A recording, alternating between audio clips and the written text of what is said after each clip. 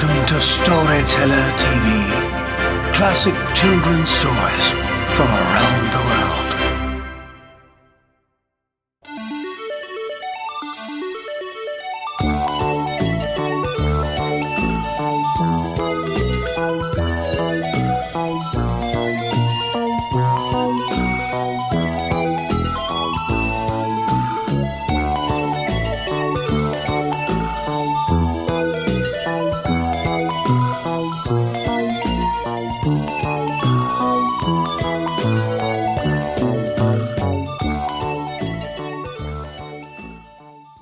Hansel and Gretel.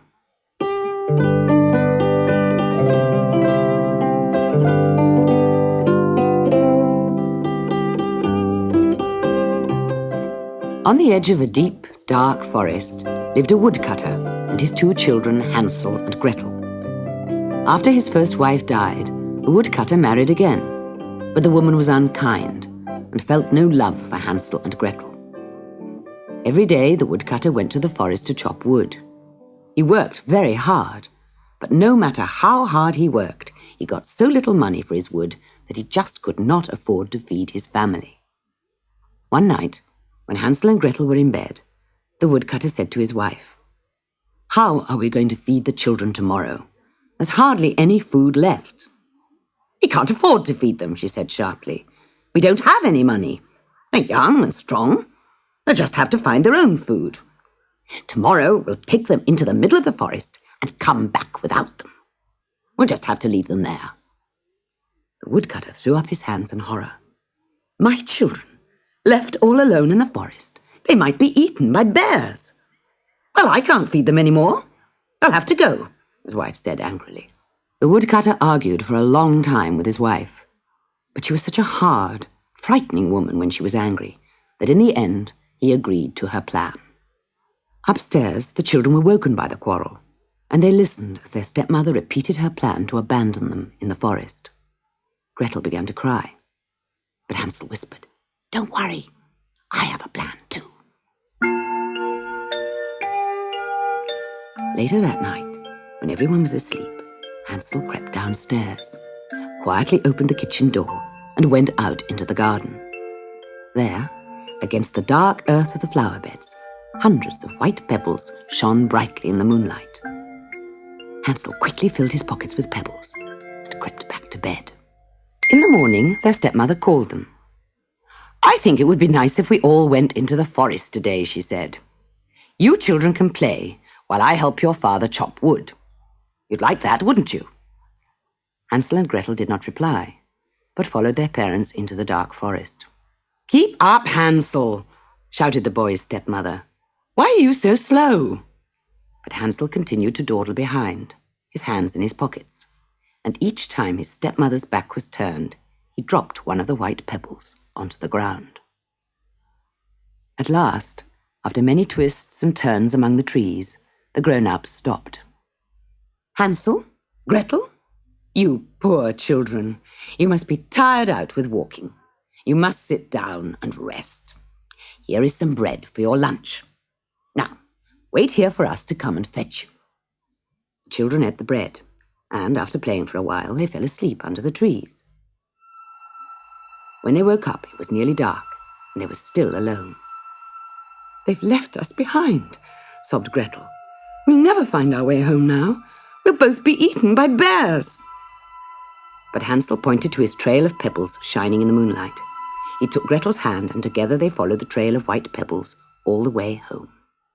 When they knocked on the cottage door, their father opened the door and hugged them tight because he was so delighted that his wife's cruel trick had gone wrong. But their stepmother only glared at them angrily, packed them off to bed. "It's no good looking so pleased," she said to the woodcutter. "Tomorrow we must lose them in the forest and make sure they don't find their way home." Upstairs, the children were still awake, and they overheard their stepmother's unkind words.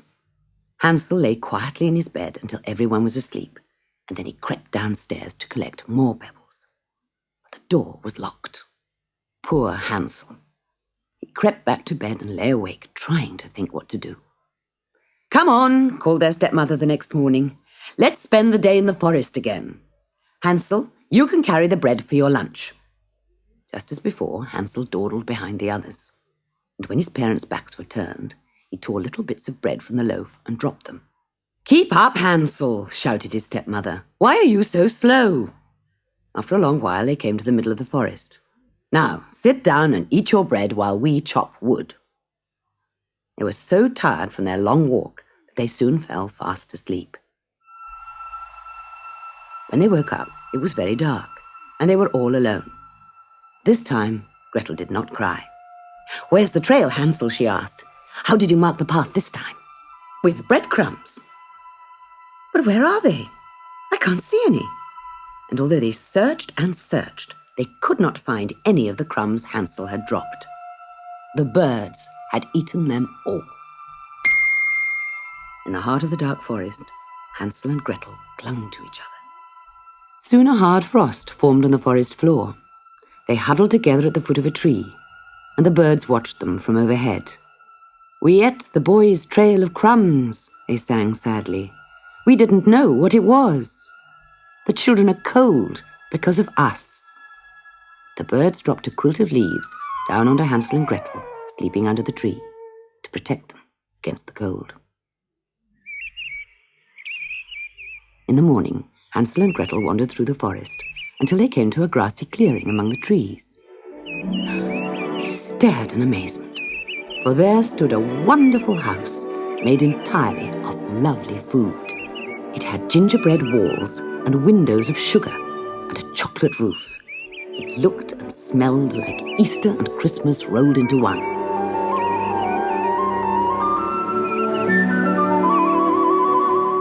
They were so hungry that they ran to the house and began to break off bits of chocolate tiles and sugar windowsills.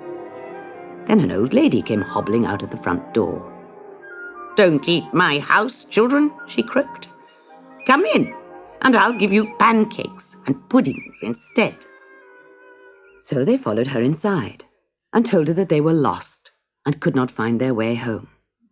Before they could finish, the old woman set down in front of them 2 steaming pancakes, oozing with fruit and cream. "Thank you so much," said Hansel at last, wiping his mouth. "Can I wash the plates for you, ma'am?"